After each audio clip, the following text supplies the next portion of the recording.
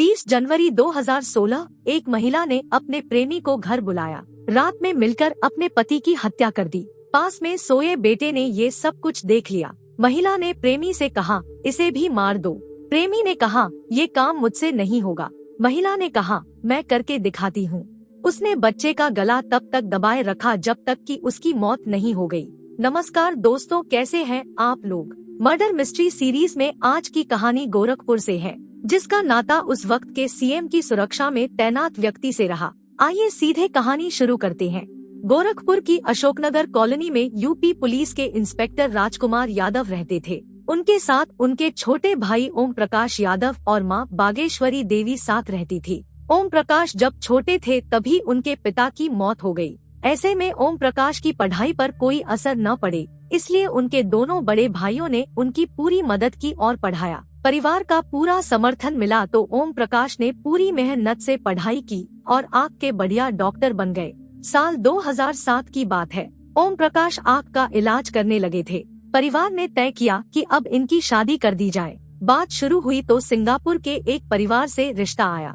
ये परिवार पहले गोरखपुर में रहता था, बाद में सिंगापुर में बस गया। दोनों की शादी हो गई। सिंगापुर में पली बढ़ी लड़की को यहाँ सब कुछ अजीब लगता था। उसे घुटन महसूस होने लगी। 6 महीने ही बीते कि वह सिंगापुर लौट गई और फिर से पहले की तरह बैंक में नौकरी करने लगी।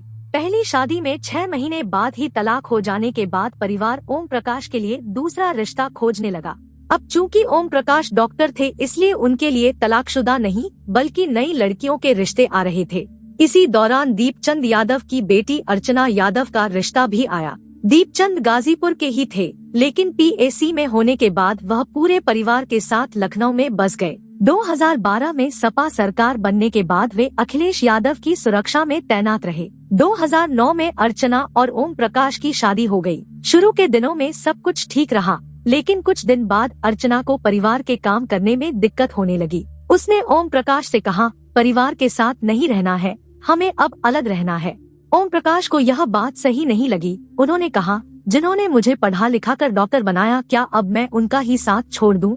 परिवार के लोगों तक बात गई तो तय ये हुआ कि रहेंगे उसी घर में, लेकिन खाना अलग बनाएंगे। अर्चना और ओम प्रकाश को 2012 में एक बेटा हुआ जिसका नाम नितिन रखा। परिवार से अलग होने के बाद अर्चना के पास बहुत काम नहीं रहता था। उसने समय पास करने के लिए फेसबुक पर आईडी बना ली। इसी दौरान फेसबुक पर फिरोजाबाद जिले के स्वामी नगर के अजय यादव की फ्रेंड रिक्वेस्ट आई और अर्चना ने स्वीकार कर लिया। दोनों में बातें होने लगी। अजय और अर्चना के बीच नजदीकियां लगातार बढ़ती जा रही थी। अजय ने मिलने का प्लान बनाया और जगह रखी लखनऊ। अर्चना का तो लखनऊ में मायका ही था, इसलिए वह पति से मायके जाने की बात कहकर चली आई। यहाँ दोनों की मुलाकात हुई और यहाँ दोनों के बीच शारीरिक संबंध स्थापित हुए। इसके बाद कभी अर्चना मिलने के लिए लखनऊ आती तो कभी अजय गोरखपुर आ जाता। अर्चना ने उसे दूर का रिश्तेदार बताकर घर पर 4 बार बुलाया। चारों बार वह घर पर ही रहा। अर्चना अब पूरे दिन फोन पर बात करने लगी थी। ओम प्रकाश ने कई बार टोका पर अर्चना पर इसका कोई असर नहीं पड़ा। दिसंबर 2015 में विवाद कुछ इस कदर बढ़ गया कि अर्चना ने कह दिया कि अब मैं तुम्हारे साथ एक कमरे में नहीं सोऊंगी, और अर्चना अब अलग कमरे में और ओम प्रकाश अलग कमरे में सोने लगे। ओम प्रकाश से विवाद और अजय से प्यार के बीच अर्चना ने तय किया कि अब ओम प्रकाश को रास्ते से हटाना ही पड़ेगा, और उसने इसके लिए अजय को ट्रेन के जरिए गोरखपुर बुला लिया। 20 जनवरी 2016 अशोकनगर कॉलोनी में एक मैरिज एनिवर्सरी का प्रोग्राम था। ओम प्रकाश के पूरे परिवार को बुलाया गया था, लेकिन अर्चना नहीं गई। ओम प्रकाश अपने 4 साल के बच्चे नितिन के साथ प्रोग्राम में गए। इधर अर्चना ने अजय यादव को घर में बुलाकर अपने कमरे में छिपा दिया। रात 10 बजे ओम प्रकाश लौटे और दूसरे कमरे में बेटे के साथ सोने चले गए। रात 12 बजे अर्चना और अजय कमरे में आए और पेट के बल लेटे ओम प्रकाश के सिर के निचले हिस्से में अजय ने हथौड़े से पूरी ताकत के साथ वार किया। तुरंत दूसरा और तीसरा वार भी कर दिया। ओम प्रकाश की मौके पर ही मौत हो गई। हथौड़े के वार से बेड पर लेटा बेटा नितिन उठ गया और खून देखा तो रोने लगा। अर्चना ने उसे उठाकर अपने सीने से लगाते हुए अजय से कहा, इसने सब कुछ देख लिया है, ये सबको बता देगा, इसलिए इसे भी मार दो। अजय ने बच्चे की हत्या करने से मना कर दिया। कहा, बच्चे का क्या कसूर है, मैं इसे नहीं मार सकता। अर्चना बोली, अगर तुम नहीं मार सकते तो मैं ही मार देती हूँ।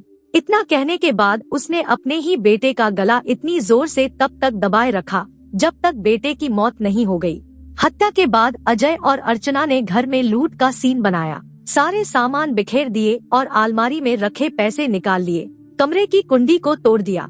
इसके बाद अर्चना को दूसरे कमरे में भेजकर अजय भाग गया। 21 जनवरी की सुबह घर की तीसरी मंजिल पर काम करने जा रहे मजदूरों की नजर दूसरी मंजिल के ओम प्रकाश की रूम पर गई तो हल्ला मच गया।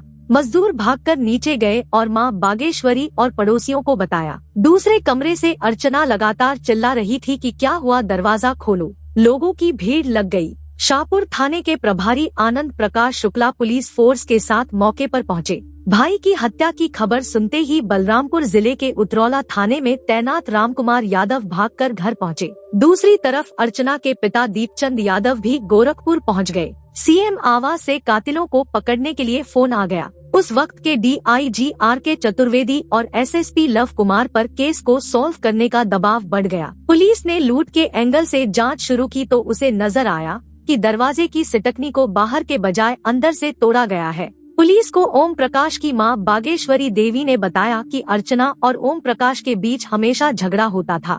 दिसंबर 2015 से ही दोनों अलग अलग कमरों में सोने लगे थे। अब पुलिस का शक अर्चना पर बढ़ गया, लेकिन पुलिस उससे पूछताछ करने की हिम्मत नहीं जुटा पाती। उसे डर था कि कहीं अर्चना निर्दोष निकली तो पुलिस विभाग की किरकिरी हो जाएगी। पुलिस ने इससे पहले अर्चना की कॉल डिटेल और फेसबुक मैसेज निकाल लिए। पुलिस को अजय का सुराग लग गया, उसे फिरोजाबाद से गिरफ्तार कर लिया गया। पुलिस ने पूछताछ की तो उसने सब उगल दिया। पुलिस ने तुरंत अर्चना को गिरफ्तार कर लिया।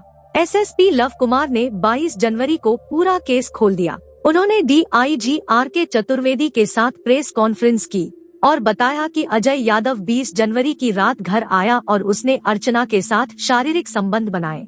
रात 12 बजे हत्या करने के बाद उसने फिर से शारीरिक संबंध बनाए और उसके बाद घर से निकल गया। दोनों को गिरफ्तार करके जेल भेज दिया गया। गोरखपुर की जेल में कैदियों ने अर्चना से बेटे की हत्या पर सवाल पूछा तो उसने कहा, मैंने उसे पैदा किया था और मैंने ही उसे मार डाला, इसमें तुम्हारा क्या। इतना सुनने के बाद बंदियों ने उसकी पिटाई कर दी। जेल प्रशासन के लोग भागकर गए और अर्चना को बाकी कैदियों से बचाया। 17 अक्टूबर 2020 को गोरखपुर की अपर सत्र कोर्ट ने अर्चना यादव और अजय यादव को दोषी साबित करते हुए उम्रकैद की सजा सुनाई। जज ज्ञान प्रकाश शुक्ल ने सजा सुनाते वक्त दोनों पर 65,000 रुपए का जुर्माना लगाया और कहा, अगर 65,000 रुपए नहीं जमा किए जाते हैं तो अर्चना और अजय को 3.5 साल और जेल में रहना होगा।